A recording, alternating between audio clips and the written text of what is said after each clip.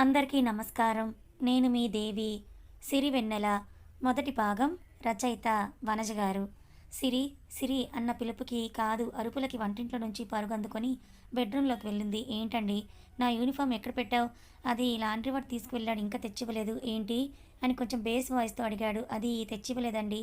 కానీ ఇంకో జత ఉంది కదా! అది ఐరన్ చేసి మీ షెల్ఫ్‌లోనే పెట్టానండి అని లో వాయిస్‌లో చెప్పింది సిరి. ముందు చెప్పాలి కదా! నేను చెప్పేలోపే మీరు అడిగేశారు. గ్యాప్ ఇస్తే నాకు చిరాకు. త్వరగా చెప్పాలని తెలీదా నీకు? తన భర్త అన్నదానికి మౌనంగా ఉంది. తన పాటికి తను రెడీ అవుతుంటే సిరి కిందకి వచ్చి సగంలో ఆపేసిన టిఫిన్ ప్రిపేర్ చేస్తూ ఉంది. అంతలో మళ్ళీ అరుపులు. సిరి, సిరి, వస్తున్నానండి. నా పర్స్ ఎక్కడ? డెస్క్‌లో ఉంది అని తెచ్చిచ్చింది. నా రివాల్వర్ మీరు పిల్లో కింద పెట్టారండి. సరే అన్నీ తీసుకొని తన బ్యాడ్జ్ పెట్టుకుంటూ ఉన్నాడు. అర్జున్ చంద్ర ఏసీపీ. ఏంటి అక్కడే ఉన్నావు? టిఫిన్ చేశావా? టిఫిన్ అయిందండి. మీరు నేను వెళ్ళగానే మళ్ళీ ఏదో ఒక దానికోసం పిలుస్తారు కదా! అందుకే నేను ఇక్కడే నిలబడిపోయాను అని తలదించుకొని సమాధానం ఇచ్చింది సిరి. 6 అడుగులు ఉన్న అర్జున్ సిరిని ఒక్కసారిగా లాగేసరికి డోర్ దగ్గర ఉన్నది కాస్త వచ్చి అర్జున్ ఎద మీద వాలిపోయింది. సిరిలో వచ్చిన కంగారుకు చిన్నగా నవ్వుకున్నాడు అర్జున్. ఏదో అడుగుతానని ఇక్కడే ఉన్నావా? తను ముడివేసుకున్న కురులు ఫేస్ మీద పడుతుంటే అవి వెనక్కి సవరిస్తూ అడిగాడు. అది మీ థింగ్స్ ఏమైనా అడుగుతారేమోనని. నా థింగ్స్ అన్నీ నా దగ్గరే ఉన్నాయి నీతో సహా. కానీ నువ్వు ఇవ్వాల్సిందే ఒకటి బాకీ. సిరికి అర్థమై సిగ్గుతో తలదించుకుంది. అర్జున్ తన చిన్ పట్టుకొని ఫేస్‌ని పైకి లేపి తన లిప్స్‌ని సిరి లిప్స్‌కి దగ్గరగా తీసుకొస్తూ ఉన్నాడు. ఇంతలో ఫోన్ రింగ్. ఎంతో ఆశగా పట్టుకున్నాడు. అంతే నిరాశగా వదిలేసి ఫోన్ లిఫ్ట్ చేశాడు. సిరికి ఒక విరక్తి నవ్వు నవ్వుకుంది. ఎందుకంటే బహుశా ఇదేమీ ఆమెకు కొత్త కాదనేమో. ముద్దు గురించి కాదండి. మధ్యలో తనని వదిలేయడం. సిరి ఇక వెనకకి తిరిగి చూడకుండా హాల్లోకొచ్చేసి చేసిన టిఫిన్‌ని డైనింగ్ టేబుల్ పైన సర్దుతూ ఉంది. అర్జున్ ఫోన్ మాట్లాడుతూనే కిందకొచ్చాడు. అలాగే చైర్‌లో కూర్చున్నాడు. సిరి ప్లేట్‌ని తీసి అందులో 4 ఇడ్లీలు పెడుతుంటే అర్జున్ అన్ని వద్దు అని అంటూ చెయ్యి అడ్డం పెట్టాడు. సిరి మౌనంగా చేతిలో ఇడ్లీ పట్టుకుని అర్జున్ వైపు చూసింది. ఆ చూపులో కనీసం టిఫిన్ కూడా సరిగ్గా చేయకపోతే మీ ఆరోగ్యం ఏమవుతుంది అన్న ప్రశ్న అర్జున్‌కి కనబడిందేమో. తనే 3 పెట్టుకొని ప్లీజింగ్‌గా సిరి వైపు చూపించి చేతికున్న వాచ్‌ని చూపించాడు. టైం లేదు అన్నట్లుగా తనకవుతోందని. ఇవన్నీ ఫోన్ మాట్లాడుకుంటూనే చేశాడు మన బాబు. గబగబా టిఫిన్ తినేసి హ్యాండ్ వాష్ చేసుకొని నేను ఇమ్మీడియేట్‌గా యాక్షన్ తీసుకుంటాను సార్ అంటూ ఫోన్ పెట్టేసి షూ స్టాండ్ దగ్గరికి వెళ్ళాడు. సిరి ఏదో చెప్పేలోపే మళ్ళీ ఫోన్ తీసుకొని హలో సారథి ఎక్కడా అని అంటూ అడిగాడు. అవతల సారథి ఇంటి బయటే ఉన్నా అని చెప్పడంతో షూ వేసుకొని ఫోన్ని పాకెట్లో పెట్టుకుంటూ బాయ్ సిరి, నైట్ రావడానికి లేట్ అవుతుంది. నువ్వు తినేసి పడుకో అని తిరిగి కూడా చూడకుండా చెప్పేసి వెళ్ళిపోయాడు. సిరి రోజులాగే అతని వెంట బయటకు నడిచింది. అర్జున్ పోలీస్ జీప్ కనుమరుగయ్యేంత వరకు చూస్తూనే ఉంది. అది అర్జున్‌కి తెలియదు అనుకుంటూ ఉంది పిచ్చి సిరి. తన వెంట 7 అడుగులేసిన సతి తన కోసం గేటు వరకు రాగలదు అని తెలుసుకోలేనివాడు కాదు కదా అర్జున్. కానీ ఏం చేస్తాడు? డ్యూటీ ఈజ్ ఇంపార్టెంట్ కదా! లోపలికి వచ్చి సోఫాలో కూర్చొని వెనక్కి వాలి కళ్ళు మూసుకుంది. జీవితం 2 నెలల్లో ఎంతలా మారిపోయింది అని అనుకుంది. అలాగని సిరికి అది ఇష్టం లేని పెళ్ళైతే కాదు. లేచి వెళ్ళి టిఫిన్ కొద్దిగా తినేసి ఆ డిషెస్ అన్నీ సర్దుతూ కొంచెం టైం అయిపోయింది. టైం చూసుకొని ఎలాగో మధ్యాహ్నానికి తనకు ఒక్కదానికే కాబట్టి కొద్దిసేపు తర్వాత చేసుకుందాంలే అని అనుకుంది. శ్రీరామనవమి పండుగ వస్తుంది కదా అని ఇల్లంతా కూడా క్లీన్ చేయడంలో మునిగిపోయింది. గంట తర్వాత వండుకుందామని అనుకున్నది కాస్త 3 గంటలైనా పని చేసుకుంటూనే ఉంది. ఇంతలో కాలింగ్ బెల్ మోగితే అర్జున్ వచ్చాడేమో అన్న సందేహంతో కాసేపు సంబరపడింది. సందేహానికి ఇంత సంబరపడితే ఇక నిజంగా వస్తే అయినా ఈయన ఈ టైంలో ఇంటికెందుకొచ్చుంటారులే అనుకుంటూ వెళ్ళి డోర్ ఓపెన్ చేసింది. ఎదురుగా సారథి కనిపించాడు. ఏంటి సారథి అని అడిగింది. మేడం సార్ ఇవి ఇంట్లో ఇమ్మన్నారు. సరేలే అని తీసుకొని భోజనం చేద్దువుగాని రా సారథి. లేదండి నేను స్టేషన్‌కి వెళ్ళి తింటాను మేడం. సారథి వెళ్ళిపోయాడు. ఏదో మాట వరుసకు అంది కానీ అప్పుడు గుర్తొచ్చింది తను కుక్ చేసుకోలేదని. ఆపిన పని త్వరగా ఫినిష్ చేసేసి ఫేస్ వాష్ చేసుకొని నడుము వాల్చి ఆ సరుకులేంటో చూద్దామని ఓపెన్ చేసింది. ఇదిగో సిరి ఉన్నావా అంటూ వచ్చింది పక్కింటి సుమలత. ఇక్కడే ఉన్నా సుమక్క రా అని పిలిచి సరుకులు పక్కన పెట్టేసింది. భోజనం చేశావా సిరి? హా అక్క. చేసే ఉంటావులే. ఎలాగూ అర్జున్ ఇంటికి రాడు కదా! అవునక్క. నాకొక చిన్న పనుంది చేసి పెడతావా సిరి? దాందే ఉందక్క చెప్పండి. ఈ చీర అని ఒక చీర భుజం మీద వేసుకొని మా ఆయన శ్రీరామనవమి పండుగకని తీసుకున్నాడు. రేటెంతో తెలుసా? 5,000 అని చెప్పింది. ఎందుకండి అంత ఖరీదుది అని అన్నాను. అయినా సరే నా మాట వింటే కదా! ఇంతకీ ఎలా ఉంది సిరి చీర? మరి అర్జున్ నీకు తీసుకురాలేదా? ఒక నవ్వు సమాధానంగా ఇచ్చి, బావుందక్క. బావుంది కానీ దీనికి మ్యాచింగ్ బ్లౌజ్ కుదరడం లేదు. కొంచెం చెప్పమ్మా. ఏదో తనకు తెలిసిన దాని మీద ఒక ఐడియాతో ఆ సుమలతకు చెప్పి పంపించేసింది.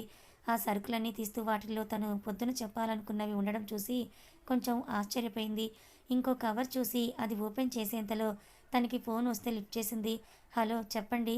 సిరి, సరుకులన్నీ వచ్చేసినట్టేనా? ఉన్నాయండి. అవి తర్వాత సర్దుకుందువు గానీ ముందు భోజనం చేసేయి. ఫుల్ మీల్స్ పంపించాను. కానీ మీ సరే సిరి, ఉంటాను. నాకు వర్క్ ఉంది. అలాగేనండి. సరుకులు సర్దేసి ప్లేట్లో మీల్స్ పెట్టుకుంది కానీ ముద్ద మింగుడు పడ్డం లేదు.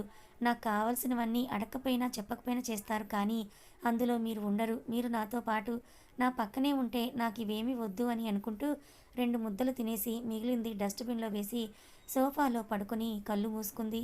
ఎలా ఉండాలనుకున్న తన జీవితం ఎలా మారిపోయిందో అని గతం తాలూకు పేజీలు కొన్ని తిరగేసింది. ఆదిత్యాపురం పచ్చటి పొలాలతో కలకలలాడుతూ ఉండే ఊరు. అన్నీ రైతు కుటుంబాలే. రామయ్య, జానకమ్మ గార్ల కుటుంబం అంటే ఊర్లో తెలియని వారెవరూ లేరు. మధ్యతరగతి కుటుంబం అయినా కూడా మర్యాదకి, పరువుకి, సంప్రదాయానికి పెట్టింది పేరు ఆ ఇల్లు. ఆ ఇంట్లో రామయ్య అమ్మ, నాన్న కూడా పెద్ద దిక్కుగా ఉన్నారు. జానకమ్మ ప్రసవ వేదన పడుతున్న వేళ ముందు 2 కొడుకులున్నారు, నరేష్, సురేష్. కానీ ఆడపిల్ల కావాలని రామయ్య, జానకమ్మల కోరిక. వీళ్ళ కోరికను మన్నిస్తూ దేవుడు కూడా ఆడపిల్లని వరంగా అందించాడు. చక్కటి చిరునవ్వుతో, గుండ్రటి మొహం, ఒత్తు జుట్టు, పాల బుగ్గలు, బొద్దుగా ఉన్న చిన్న పాపని తెల్ల టవల్లో తెచ్చి రామయ్య గారి చేతిలో పెట్టింది మంత్రసాని. ఆ పాప నవ్వులకు వెన్నెలలాగా ఇల్లంతా కాంతి వెదజల్లుతోంది. ఇంట్లో అమ్మ, నాన్నకి, నానమ్మ, తాతయ్యలకి, అన్నయ్యలకి ముద్దుల గారాలు పట్టయిపోయింది పాప. ఎప్పుడు నవ్వుతూనే ఉండేది. ఆ నవ్వులో ఐశ్వర్యం ఉందేమో అన్నట్టు. మధ్య తరగతిగా ఉన్న రామయ్య కుటుంబం కొంచెం ఐశ్వర్యవంతులయ్యారు. రామయ్య గారి ఊరు పెద్ద మనుషుల్లో ఒకరయ్యారు. అందరూ క్షణం కూడా ఒంటరిగా ఆ పాపని వదిలేవారే కాదు. 5వ నెలలో మంచి రోజు చూసి పాపకు వెన్నెల అని పేరు పెట్టారు. వెన్నెల వెలుగుల్లో చీకటి వెళ్ళిపోయిందన్నట్టుగా తమ చిట్టి తల్లి రాకతో వారి జీవితాలు ఇంకా సుఖమయమయ్యాయి అన్న భావనతో వెన్నెల అని పేరు పెట్టుకున్నారు వాళ్ళు. వెన్నెలకు చిన్నప్పటి నుంచి ఒంటరి అంటే ఏమిటో కూడా తెలియదు. 24 గంటలు తన చుట్టూ మనుషులే ఉన్నారు. అనురాగాలు, ఆప్యాయతల మధ్య పెరిగిన పిల్ల, అనుకువ ఆచారాలు పాటించే పిల్ల. ఊర్లో అందరినీ వరుసలు పెట్టి కలుపుకుపోయే అమ్మాయి వెన్నెల. మిడ్డీలు, స్కర్ట్లు వేసుకోలేదు కానీ ఎప్పుడు పట్టు పావడాలే వేసుకునేది. వెన్నెల కొంచెం అల్లరి పిల్ల కూడా. కానీ ఇంట్లో అందరూ చేసే గారాబం వల్ల ఎవ్వరూ ఏమీ అనరు. ఎప్పుడూ చలాకీగా ఉంటుంది. వెన్నెలకి 3 ఏళ్ళున్నప్పుడు బడిలోకి పంపించారు. యూనిఫామ్‌లో 2 జడలు వేసుకుని ముద్దుగా ఉంది వెన్నెల. తన మొహంలో ఎప్పుడూ వెన్నెలలాగా కాంతిలా ఉంటుంది. తన పక్కన ఉన్న వారిని కూడా ఎప్పుడూ సంతోషంగా ఉండాలని కోరుకుంటుంది. 5వ తరగతి చదువుతూ ఉంది వెన్నెల. అప్పటికి తనకు లోకం అంటే ఏమిటో అన్నీ తెలుసు. ప్రతి సంవత్సరంలాగే ఈసారి కూడా నెలన్నర వేసవికాలం సెలవులిచ్చారు. వెన్నెలకు ఒక ఫ్రెండ్ బ్యాచ్ కూడా ఉంది. సరిత, గిరిజ, సన్నీగాడు, చంటిగాడు, అరుణ. సెలవులు ఇవ్వడం ఆలస్యం. స్కూల్ బ్యాగ్‌ని అటకెక్కించేసి ఇంకా తిరుగుళ్ళు మొదలుపెట్టేది వెన్నెల. ఇంట్లో వాళ్ళు వేడి చేస్తుంది, ఎండకు తిరగవద్దు అన్నా కూడా అస్సలు వినిపించుకునేదే కాదు. పొద్దున్నే చలివన్నం తినేసి, మీకు ఎవరికైనా తెలుసా, నైట్ అన్నాన్ని నీళ్ళలో నానపెట్టి మార్నింగ్ కొంచెం పెరుగు వేసుకొని ఉల్లిపాయ, పచ్చిమిర్చి నంచుకుంటే అబ్బా అదిరిపోతుంది. ఎండాకాలంలో మంచి చలవ కూడా చేస్తుంది. నాలుక దప్పిక తగ్గి కడుపు నింపాదిగా ఉంటుంది. చాలా వరకు పల్లెల్లో ఉండేవాళ్ళు తింటారు. ఇక తన ప్రయాణం మొదలుపెట్టేది. కోతి బ్యాచ్‌ని ఏసుకొని ఎక్కడున్నా ఇసుక కుప్పలుగా పోస్తుంటే అందులో గూళ్ళు కట్టుకోవడం, బ్రిడ్జ్ కడుతున్నామని పూలు కోసి దేవుడికి పెడుతున్నామని అలా. ఇంకొద్దిసేపు తర్వాత చింత చిగురు పెట్టే వేళ కదా ఎండాకాలం అంటే.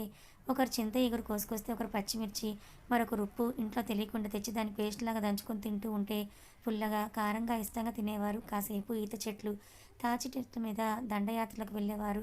దొరికినవి దొరికినట్టుగా నోట్లోకి ఏసేస్తూ ఉండేవారు. ఇక్కడ మన వెన్నెలమ్మ కూడా లీడర్‌షిప్ తీసుకునేది. ఎవరు ఏ చెట్టు కోసుకోవాలో. అసలే మామిడికాయల సీజన్. అందులోకి వెళ్ళకపోతే ఫీల్ అవుతాయని వెళ్దామని చూసింది వెన్నెల చాలాసార్లు. కానీ తోటలోనే యజమానులు బార్డర్స్‌లో సోల్జర్స్ మాదిరి ఉంటే వెళ్తే చెట్టుకు కట్టేసి కుమ్మేస్తారేమో అని ఆ పని నిష్క్రమించుకుంది. సొంత తోటకి వెళ్దామంటే చాలా దూరం, కాళ్ళు అరిగిపోతాయేమో అని దగ్గర దగ్గర ఉండే స్థలాల్లో బలాదురుగా తిరేసి మధ్యాహ్నానికి ఇంటికి చేరుకునేది. ఫ్రెండ్స్ అందరూ ఎవరింటికి వారు వెళ్ళిపోయేవాళ్ళు. జానకమ్మ వెన్నెలకు కొన్ని చీవాట్లు, మొట్టికాయలు పెట్టి అన్నం తినిపిస్తుంది. తిన్నాకన్నా కుదురుగా కాసేపు ఇంట్లో నిద్రపోతుందా అంటే అబ్బే అసలే కాదు. ఫ్రెండ్స్ ఇళ్ళకి వెళ్ళి సైగలతో వాళ్ళని మళ్ళీ గ్యాదర్ చేసేస్తుంది. అందరూ మర్రి చెట్టు దగ్గర సమావేశమయ్యారు. బయటికి పోతే అసలే మిట్ట మధ్యాహ్నం సుర్రు సుమ్మయిపోతుందని తెలుసు. అందుకే చల్లగా మరిచెట్టు నీడలో ఉయ్యాలు ఊగుతూ కబుర్లు చెప్పుకుంటారు. సన్నీగాడు, చంటిగాడు ఈత కోసమని కొంచెం దూరంలో చిన్న బావి దగ్గరికి వెళ్తారు. ఈ గర్ల్స్ కూడా గట్టు మీద కూర్చొని ఈతని చూస్తూ జ్యూస్ ప్యాకెట్లు తెచ్చుకొని తాగుతూ ఎంజాయ్ చేస్తూ ఉంటారు. అలాగే సాయంత్రం అయిపోతుంది. వెన్నెల అందరికీ బ్రేక్ ఇచ్చేసి ఇంటికి వెళ్ళమని చెప్తుంది. వెన్నెల ఇంటికి వెళ్ళి ఫ్రెష్గా స్నానం చేసి లంగా జాకెట్ వేసుకొని వాళ్ళ అమ్మ చూడకుండా పరిగెడుతుంది. వెన్నెల వెళ్ళేలోపే సరిత వాళ్ళు కూడా వచ్చేసి తొక్కుడు పిల్ల కోసం పెట్టెలు కూడా గీస్తుంటారు. చీకటి పడే వరకు ఆడుకొని ఎవరి ఇళ్ళకి వాళ్ళు అలసిపోయి వెళ్ళిపోతారు. వెన్నెల ఇంటికి వచ్చి కాసేపు టీవీ చూస్తుంది. ఈ పాటికే పొలానికి వెళ్ళిన రామయ్య కూడా ఇంటికి తిరిగి వచ్చేస్తారు. నాన్నతో కబుర్లు చెప్పుకుంటూ అన్నయ్యలతో గొడవ పడుతూనే భోజనం టైం అయిపోతుంది. ఆ తర్వాత అందరికీ వడ్డిస్తూ జానకమ్మ వెన్నెలకు కూడా తినిపిస్తుంది. అలసటగా ఉండడంతో అందరూ తినేసి ఇంటి బయట తలా ఒక మంచం పరుపు వేసుకున్నారు. రామయ్య, నరేష్, జానకమ్మ, సురేష్, నానమ్మ, వెన్నెల, తాతయ్య తలా ఒక మంచం పరుపు వేసుకొని ఆరు బయట చల్లటి స్వచ్ఛమైన గాలిని ఆస్వాదిస్తూ పొద్దున్నుంచి పడిన కష్టమంతా కూడా మర్చిపోయి పాత జ్ఞాపకాలు నెమరు వేసుకుంటూ అలాగే ఒక్కొక్కరు నిద్రలోకి జారుకుంటారు. వెన్నెల మాత్రం తన మంచం మల్లెపూల చెట్టు పక్కన వేసుకుంటుంది. తన ఫేవరెట్ ప్లేస్ అది. ఒక కాలు వాళ్ళ నానమ్మ మీద వేసుకొని ఒక చెయ్యి నడుము చుట్టూ వేసి ఆ వెన్నెల రాత్రి చందమామనే చూస్తూ మల్లెపూల మొగ్గలు విచ్చుకుంటూ సువాసన వెదజల్లుతూ ఉంటే ఆ వాతావరణాన్ని ఆస్వాదిస్తూ నానమ్మ చెప్పే రాజుల కథలు వింటూ పొద్దున్నుంచి ఆడిన ఆటల వల్ల కలిగిన అలసటకు సేద తీర్చుకుంటూ హాయిగా నిద్రపోయింది. ఎటువంటి కల్మషం లేకుండా పొద్దున్నుంచి పడిన కష్టమంతా మర్చిపోయి సిరి వెన్నెలలో చల్లగాలిలో నిద్రపోతూ ఉన్నారు. ప్రతి ఎండాకాలం సెలవులను వెన్నెల ఇలాగే ఎంజాయ్ చేస్తూ ఉండేది. మధ్య మధ్యలో జరిగే తిరణాలు అంటే వెన్నెలకి చాలా ఇష్టం. చిన్ననాటి జ్ఞాపకాలు తలుచుకుంటున్న వెన్నెల తన నుదుటి మీద పడిన చల్లటి స్పర్శకి ఉలిక్కిపడి మేల్కొంది. ఎదురుగా అర్జున్ కనిపించాడు. టైం ఎంతైందో అన్న కంగారుతో వాల్ క్లాక్ని చూసింది. అది 6:30 చూపించడంతో గబాలన సోఫాల నుంచి లేచి, మీరు ఈ టైంలో? నేనే సిరి. ఏంటి మనసులో ఇంత తొందరగా మీరెప్పుడు ఇంటికి రావాలి అనుకుని లేట్ అవుతుందన్నారు? ఈరోజు నైట్ డ్యూటీ ఉంది, అందుకే ముందుగా ఇంటికొచ్చాను. సరేనండి, నేను వంట చేస్తాను. వంట తర్వాత ముందు వేడి నీళ్ళు పెట్టి స్నానం చేయాలి. సిరి సైలెంట్గా వెళ్ళి గీజర్ ఆన్ చేసి అర్జున్ కాకి ప్యాంటు దాని మీద ఫార్మల్ షర్ట్ తీసి పక్కన పెట్టి కిందకు వెళ్ళింది. సిరి వచ్చేలోపే అర్జున్ సోఫాలో కూర్చొని సిగరెట్ తాగుతూ దీర్ఘంగా ఆలోచిస్తూ కనపడ్డాడు.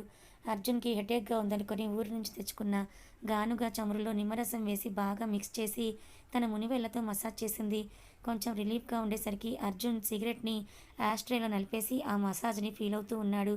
సిరి చీర చెంగును దోపుకొని అలాగే ఒక 10 నిమిషాలు మసాజ్ చేసి మళ్ళీ ముందుకొచ్చి నడి నెత్తి మీద ఆయిల్ రాస్తూ తట్టుతూ మసాజ్ చేస్తోంది. అర్జున్కి రిలీఫ్గా ఉంటే సిరి నడుం చుట్టూ చేతులేసి దగ్గరికి లాక్కొని ఆమెలో తన మొహాన్ని దాచేశాడు. అతను చేసే అల్లరికి సిరిలో కూడా నిద్రపోతున్న అల్లరి పిల్ల లేచేసరికి, ఏమైంది ఏసీపీ సార్, ఎందుకు ఇలా డల్గా ఉన్నారు? అర్జున్ ముఖాన్ని మాత్రం పైకి లేపి, సిరి నువ్వేనా? నేనే సాబ్. నువ్వు ఇంత క్లోజ్గా, అది మన మ్యారేజ్ అయ్యి నియర్లీ 2 months అవుతుంది. నువ్వు ఇలా క్లోజ్గా మాట్లాడడం ఒక 2 times చూసుంటా. సిరి తనేముందో గుర్తు చేసుకొని, నీళ్లు కాగుంటాయి, నేను వెళ్ళి గీజర్ ఆఫ్ చేస్తానంటూ అర్జున్ చేతులు విడిపించుకొని రూమ్లోకి వెళ్ళిపోయింది. అర్జున్ చిన్నగా నవ్వుకొని ఫ్రెష్ అవ్వడానికి వెళ్ళాడు. సిరి వాష్రూమ్లో వాటర్ సౌండ్ ఆగిపోవడం గమనించి కాఫీ కప్తో రూమ్లోకి వెళ్ళింది. అర్జున్ టవల్ కట్టుకొని డ్రెస్ తీస్తూ ఉన్నాడు. మీరు నైట్ డ్యూటీ వెళ్ళేటప్పుడు వేసుకునే డ్రెస్ పెట్టి మీదనే పెట్టాను. మళ్ళీ ఏం వెతుకుతున్నారు? యూనిఫామ్లో వెళ్తే కనిపెట్టేస్తారు, అదే నార్మల్గా వెళ్తే వాళ్ళని పట్టుకోవడం ఈజీ అవుతుంది అంటూ ట్రాక్ ప్యాంటు టీ షర్ట్ వేసుకొని డ్రెస్అప్ అయ్యాడు. ఇంతకీ డ్యూటీ ఎక్కడండి? మార్నింగ్ ఒక గర్ల్స్ హాస్టల్ ఆర్డర్ వచ్చి నైట్ టైమ్స్ కొంతమంది రౌడీలు గర్ల్స్ని బాగా ఇబ్బంది పెడుతున్నారని కంప్లైంట్ ఇచ్చింది. అందుకే ఆ సంగతేంటో చూద్దామని వెళ్తున్నా. వాళ్ళెవరికో ఈ రోజుటితో భూమి మీద నూకలు చెల్లిపోయాయి అని అనుకుంటూ కాఫీ అండి అని అంటూ అమాయకంగా అంది సిరి. నీ మొగుడు గురించి నువ్వు ఆలోచించే గ్యాప్లో నేను కాఫీ కూడా తాగేశానులే అని అంటూ ఖాళీ కప్పుని సిరి చేతిలో పెట్టేస్తాడు అర్జున్. మళ్ళీ సిరి చెవి దగ్గరికి వచ్చి, నీ మొగుడేమీ అంత వైల్డ్ కాదులే సిరి అని అంటూ కిందకి వెళ్ళిపోయాడు. సిరి ఓ నిమిషం అవాక్కై కిందకి వెళ్ళింది. అర్జున్ సోఫాలో కూర్చొని సాంగ్స్ వింటూ ఉన్నాడు. సిరి వంటగదిలో చపాతీలు తొక్కుతూ తిరగేస్తూ అర్జున్ ఉన్నాడని మర్చిపోయి పాటలంటే ఆమెకు కూడా ఇష్టమే కావడంతో టీవీతో పాటు తను కూడా పాడటం స్టార్ట్ చేసింది. కొరమీసం పోలీసోడా నన్ను కొంచెం చూసుకోరా, గుండె మీద నక్షత్రంలా నన్ను నీతో ఉంచుకోరా, పనిలో పడితే నీకేది గుర్తురాదు, నువ్వలా వెళితే నాకేమో ఊసిపోదు అంటూ తన ఫ్లోలో తను పాడుతూ వెళ్ళిపోతూ ఉంటే సిరి ఒక 2 లైన్స్ పాడగానే సౌండ్ తగ్గించి కిచెన్ డోర్ కానుకొని 2 చేతులు ఫోల్డ్ చేసుకొని తననే చూస్తూ ఉన్నాడు అర్జున్. సిరి ఆ విషయం చూసుకోకుండా పాపం పాడుతూనే ఉంది.